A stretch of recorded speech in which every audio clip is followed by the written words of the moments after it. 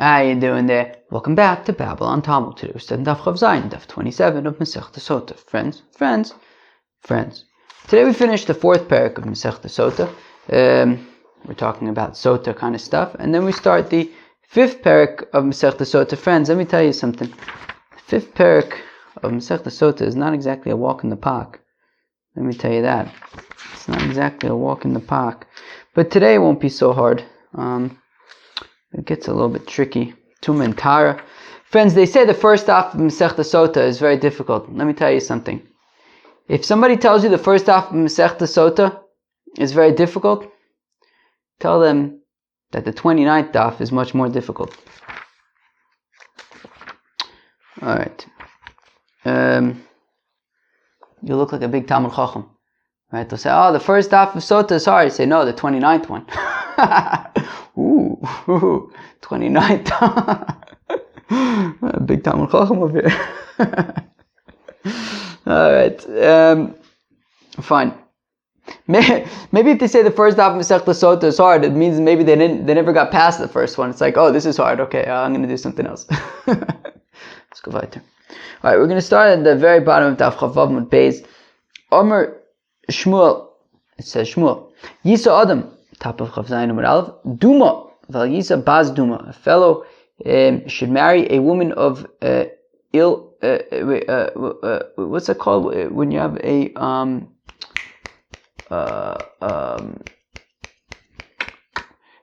reputation, ill repute. That's it. Okay.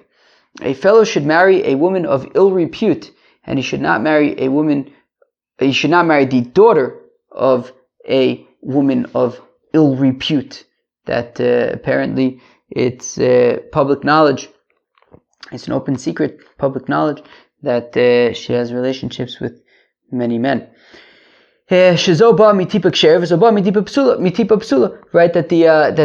this Duma woman, while she may be of ill repute, she was not born. Right, this was her decision, but her parents were upstanding, people that were of the opposite of ill repute.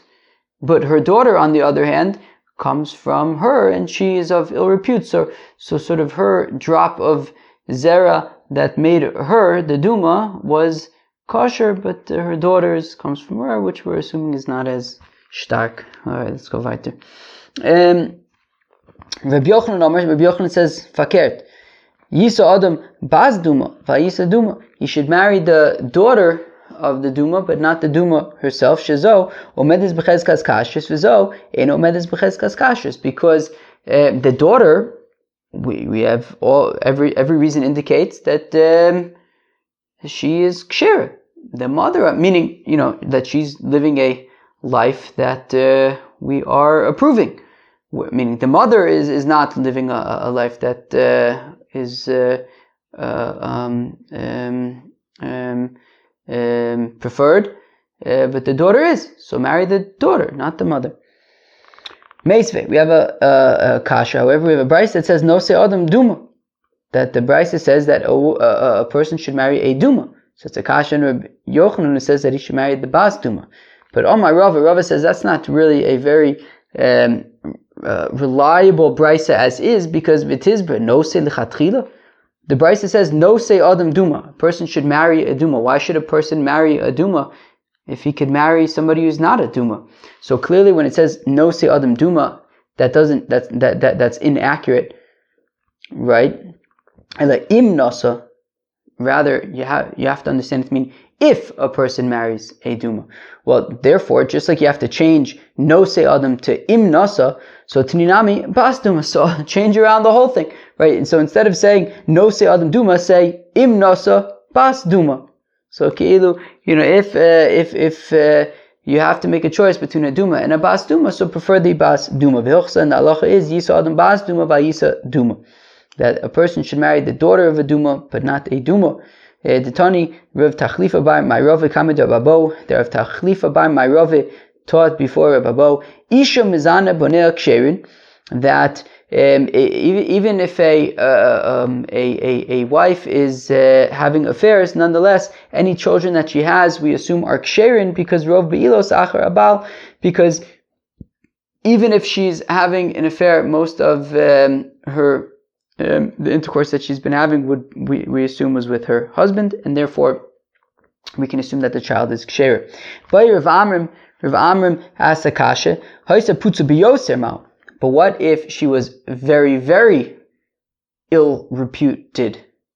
So meaning, if we're saying that the Bas Duma prefer to marry the Bas Duma because, we can assume that she's ksher because Rov Be'ilos, because even though her mother was having affairs, but still we assume that Rov Be'ilos achar abal, and therefore the daughter is ksher. But what if he is of particular ill repute? So then, to the extent that most of her be'ilos are not with her husband, most of her be'ilos are with other men who are not her husband. So liba demanda Omer ein isha misaberes elo somuch levesta lo tiboiloch. So there's machlokes about when a woman is most fertile. Is it right before she becomes a nida, or is it right after she's pure from being a nida and has gone to the mikveh? So the difference between those two options are that the husband can't know necessarily when the day before his wife is going to be a nida, to know that to sort of try and make sure that that would be the time that he sleeps with her, and that she shouldn't be sleeping with other people at that time, because we want to make sure that she's not having children from other people. So it would be difficult if she's most fertile right before she is a nida, because there isn't any objective criteria there for the husband to go by to try to make sure that she's not going to be with anybody else that night. However, if it's the day that she goes to the mikvah, that's a different story. He'll know, right?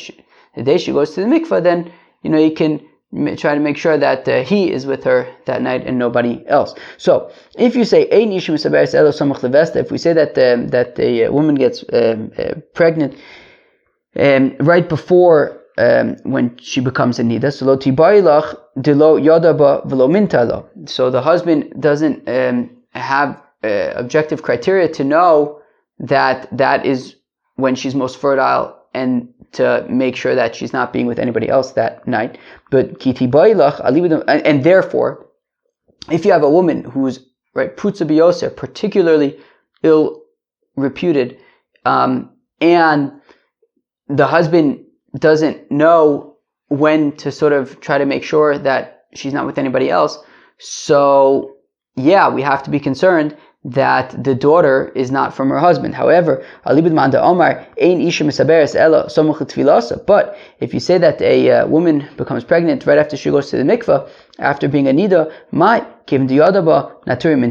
do we say that since the husband knows when she goes to the mikveh, that's an objective criteria, so he can kind of try to make sure that she isn't with anybody else that night, and therefore, even if she's putza biyoser, you can assume that the daughter is ksher, or dilma, or perhaps given the putza biyoser low, since she is particularly ill reputed, even if it's based on when she goes to the mikveh, still we have to be concerned that the child is not ksher. Teku ich weiß nicht ve'elu shebezdin v'chulei.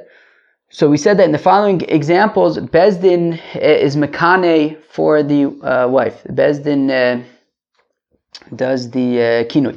Taner Rabbanan Darbistad Ish matam lomer ish ish. It could have just said ish. Why does it say ish ish ki sista ishto? I believe that that's the yes, umal bamal. So it could have just said ish. Why does it say ish ish? Lirabos eishes cheresh, to include the wife of a deaf fellow, ve'eishes Sotah, the wife of a foolish fellow, ve'eishes shiamum, the wife of a. So I wasn't sure what it meant the other day. Apparently it means an insane fellow. Or if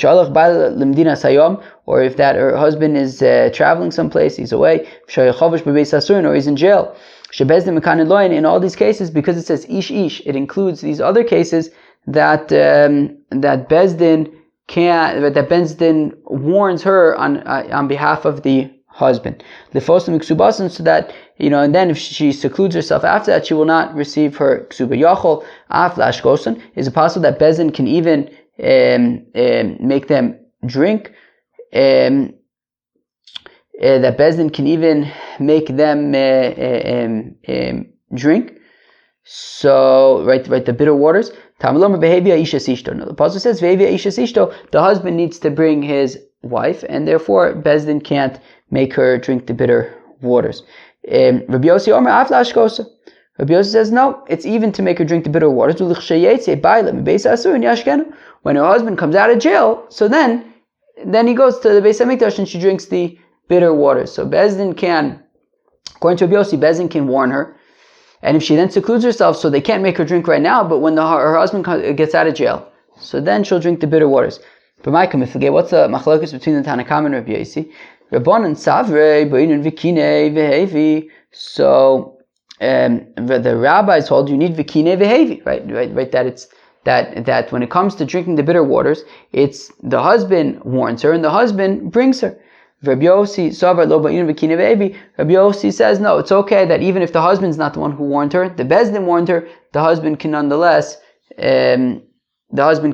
bring her to drink the bitter waters. Tanu Rabbanan, the rabbis taught, Asher tista isha tachas isha, that a woman will kind of stray from under her husband. So as we learned the other day, right, to compare the isha to ish, lakish ish leisha veisha leish, to compare the man to the woman and the woman to the man. Lemai ilchsa, what does this mean? What are we comparing them about? Well, just like if the husband was blind, so then there would be no drinking of bitter waters, since the pasuk says v'nela me'eni isha, that it will be hidden from the eyes of isha, her husband. So her husband needs to be able to see. So just like the husband needs to be able to see, and if he can't see, if he's blind, so then there's no sotah, there's no bitter waters. So also if she is blind, she would not drink the bitter waters. Just like if she was lame and if she was unable to stand, or if she didn't have hands, she wouldn't drink the bitter waters. The pasuk says that the woman needs to stand Lifnei Hashem, before God. V'nosan al kapeh, and he puts what was v'nosan al kapeh? I guess the mincha. He puts into her hands. What does it say? V'nosan al kapeh. It's minchas hazikaron, yeah. And so the korban mincha, so she has to have hands. So kachu im hayachiger ogidem lohaya mashka. So also the husband, if he was unable to stand, or if he didn't have hands, so then there would be no drinking of the bitter waters. Ma'abar Abashi Omer says Ma'abar Abashi K'shem she'ilemes. What? Yes. K'shem she'ilemes lo yisashosa. Just like if she's if she's mute, she's unable. She doesn't drink the bitter waters. The Chsiv's pasuk says ve'amra ha'isha omin omin, that the woman says omin omin. Kach hu. Similarly, he im ha'ilim lo yamashka. If he was mute, also there would be no drinking of bitter waters. Hadron olach arusa. We will come back to you. Perek, chapter of betrothal, arusa, betrothed. Now we begin the fifth parak of Masechta Sotah. Excuse me, maybe should I do a Babylon? Sure, 1 second. Okay, Babylon complete. Let's go weiter. Begins the fifth Mishnah, the fifth parak of Masechta Sotah, with the following Mishnah: Kshem shamayim bodkin oso, kacha mayim bodkin oso. Ho. Just like the waters check her to see if she had an affair, well, they also check him. The Gemara is going to ask, who's him? Is it the husband? Is it the boel? But the Maisa means the boel, right? Just like the waters check her, so also whoever she had an affair with also is on the line. Shenemar, the pasuk says uva. It says uva twice, so once for her and once for the boel. Kishem she'asur lebal kachasur leboel, and just like when she becomes a sotah, right? She was warned and then she secluded herself, so she can no longer be with her husband until she drinks the waters. So then she also is no longer able to be with the boel either. Now, obviously, if she's married, she's not allowed to be with the boel anyways. But even if they get divorced, or she can't get divorced from the husband and then go marry the boel. No, she's shem shasur lebal kachasur leboel. Shenema, as the pasuk says, nitmea v'nitmea tiver b'kiva. The pasuk says it could have said nitmea, but it says v'nitmea with an extra vav.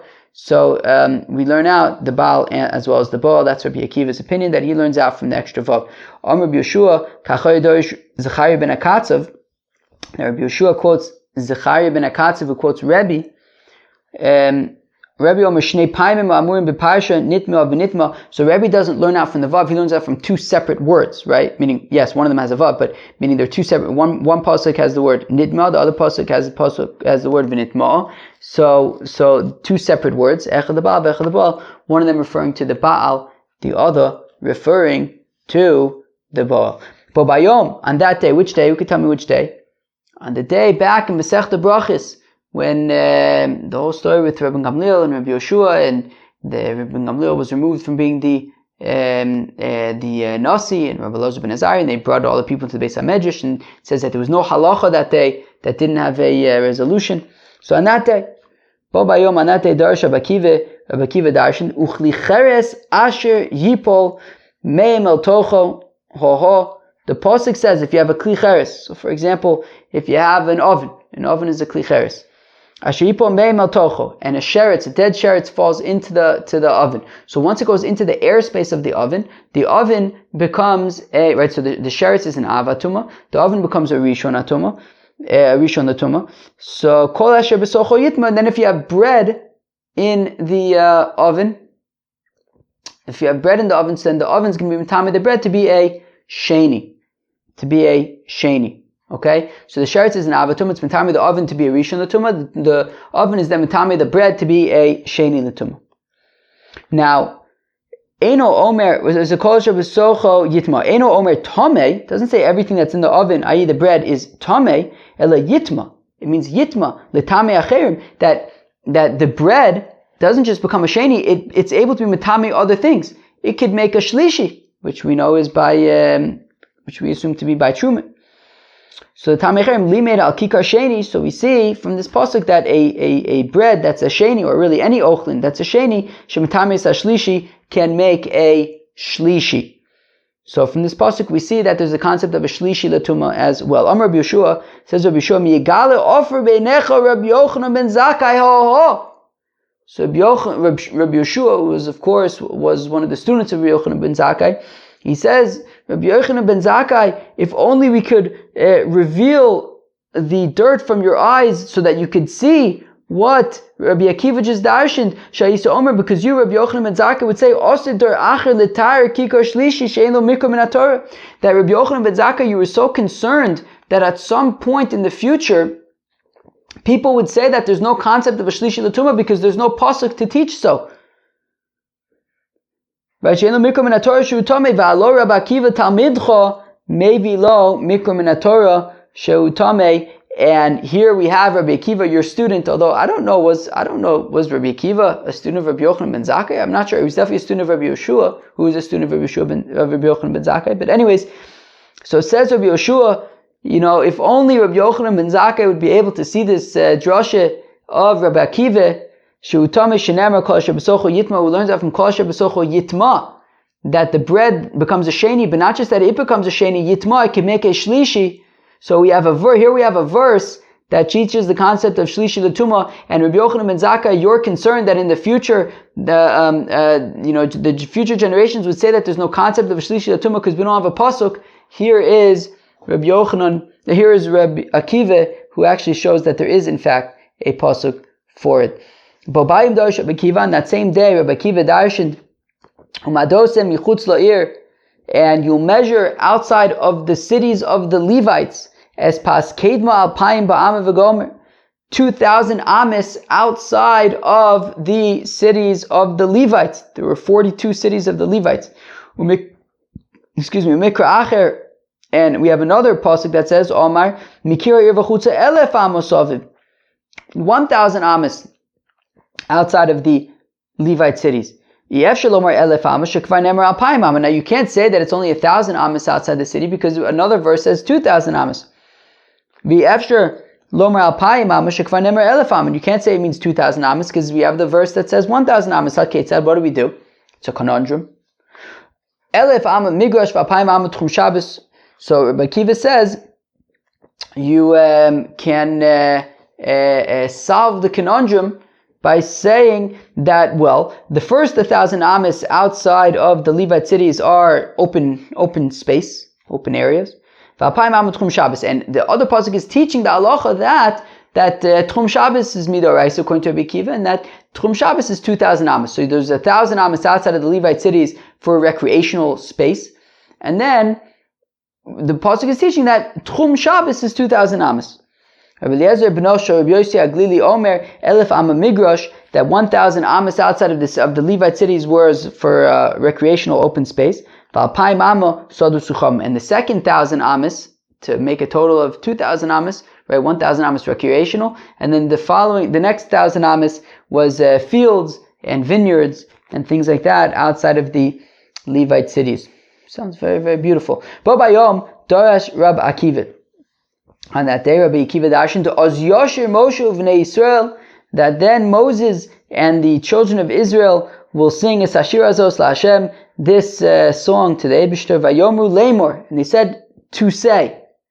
What's with Lemor? Usually Lemor is like Vaydaber Hashem al Moshe Lemor, that the Eibishter says that is to Moshe, Lemor, to go and tell the other people. But here, it's not the Eibishter speaking to Moses.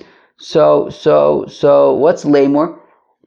So Matam Lomar Lemor Melamed Shar Yisrael Onin Shira Achorev Shal Moshe, that the Israelites were singing the song after Moses, Al Kol Davar V'Davar K'Karnas HaHalel, as though they were reciting the Hallel. The Rashi says, the Gemara is going to explain what does it mean that they were repeating after Moses, the Oz Yashir, like they were reading the Hallel. The Chachnemer Lemor, this is why it says Lemor. Ibn Nechemia Omer K'Karnas Shema V'lo K'Karnas Hallel. Ibn Nechemia says it was taka like they were reading Shema, not like they were reading Hallel, and Rashi says the Gemara is going to explain that as well. But Bayim Darish Rabbi Yoshua ben Hurkinus, on that day Rabbi Yoshua ben Hurkinus, Darshid lo avad Iyov es HaKadosh Baruch Hu ele me'ahava. Says Rabbi Yoshua ben Hurkinus darshins that Job served the Eibishter from love. Shenemar's Pasuk says, even if he kills me, I will still pine for him. But still you might be unclear because ani mitzape or any mitzape. Right? Lo ayachal does mean to him I will pine, or lo with an aleph, I will not pine. So what is it? So Tamuloma therefore it says ad egva lo osir tumosim many, that even until I die, right, until the day I die, I will not remove my wholeness from the Eibishter. And also, so we see that Job loved the Eibishter, he served the Eibishter from love. Rabbi Yoshua, and says Rabbi Yoshua, Mi'igale offer me'enecha Rabbi Yochanan ben Zakkai, if only we could remove the dirt from your eyes, Rabbi Yochanan ben Zakkai sha'isa dorish, that you would say Kol Yomecha, all of your days, Rabbi Yochanan ben Zakkai, you said Shle'ovad Iyov es hamakom ele me'yira, that Job served the Eibishter from fear. Shenemar ishtam, a whole person, v'yosher, and straight, yirei elokim, fearing of God, v'sar meira, and stayed away from bad. So Rabbi Yochanan ben Zakkai, you always said that Job served the Eibishter out of fear. V'alo Yoshua tamid tamidcha. Now Yoshua ben Hurkin, meaning, so this is Rabbi Yoshua ben Hananya, who was a student of Rabbi Yochanan ben Zakkai, who was saying if only Rabbi Yochanan ben Zakkai, you would see this drasha of Rabbi Yoshua ben Hurkinus, who was a student of Rabbi Akiva. Sheme'ahava also, Tam Tamidcha, Rabbi Yoshua Tam Tamidcha, Sheme'ahava also, Rabbi Yoshua ben Hurkinus taught that Job actually served the Eibishter from love. Alright, lovely. That was Daf Chav Zayin Masechta Sotah. First part of the Daf, we talked about marrying a woman of ill repute, or her daughter. And then we learned Machlokes between Tanakama and Rabbi Yossi about if Bezdin warns a certain woman, so then would the husband be able to, would she be able to drink the bitter waters? Okay, we talked about the comparison of the man to the woman in terms of like they can't be blind, they're missing limbs, things like that, hands, feet. And then we started the fifth parak of Masechta Sotah, and we said, just like the waters check her, they also check him, and also just like she becomes a surah to her husband, she also becomes a surah to the Boel, and then all sorts of interesting mishnayos from, interesting halachis from that day from Masechta Brachis, when Rabbi Elazar ben Azariah became the Nasi, and a lot of halachis were taught that day. Friends, that was Daf Chav Zayin of Masechta Sotah. I hope you enjoyed. Peace out.